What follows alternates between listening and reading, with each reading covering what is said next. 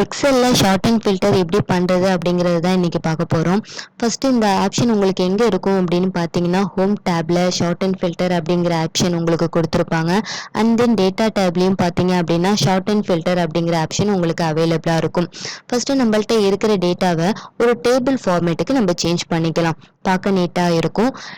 இன்செட்டில் table அப்படிங்கிறத click பண்ணிக்கோங்க. இதில் வந்துட்டு மை டேபிள் ஹேஸ் ஹெட்டர் அப்படிங்கிறத எனேபிள் பண்ணிவிட்டு ஓகே கொடுத்துக்கோங்க. ஏன் அப்படின்னா ஃபர்ஸ்ட் ரோவே நம்மளுக்கு என்னென்னா ஹெட்டராக க்ரியேட் ஆகிடும். இங்கேயே பார்த்தீங்க அப்படின்னா உங்களுக்கு வந்துட்டு ஃபில்டர் ஆப்ஷன் அவைலபிளாக இருக்கும்.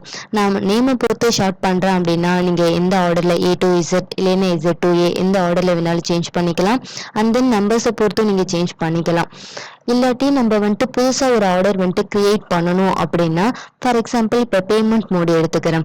இங்கே பார்த்தீங்க அப்படின்னா எனக்கு தேவையான லிஸ்ட்டை நம்ம க்ரியேட் பண்ணணும். அப்போ கஸ்டம் ஷார்ட் அப்படிங்கிறத கிளிக் பண்ணிவிட்டு இங்கே உங்களுக்கு தேவையான ஆர்டரை என்ன பண்ணிக்கலாம்னா ப்ளேஸ் பண்ணிக்கலாம்.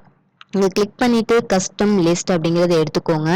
இங்கே எனக்கு என்ன லிஸ்ட்டு வேணும் அப்படின்னா ஃபஸ்ட்டு கேஷ் பே பண்ணவங்க வேணும், அடுத்து GPay and then debit card, check.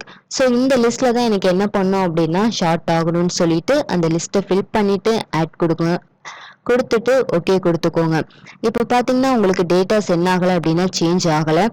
ஏன் அப்படின்னா நம்ம காலம்ஸை என்ன பண்ணிக்கணும் அப்படின்னா அந்த காலம் கிளிக் பண்ணிக்கோங்க. பேமெண்ட் மோடு பொறுத்து சேஞ்ச் பண்ணுறோம் அப்படின்னா பேமெண்ட் மோட் கொடுத்துட்டு ஜஸ்ட் ஓகே கொடுத்துக்கோங்க. இப்போ உங்களுக்கு டேட்டாஸ் என்னென்னா கரெக்டான ஃபார்மேட்டில் சேஞ்ச் ஆகிடும்.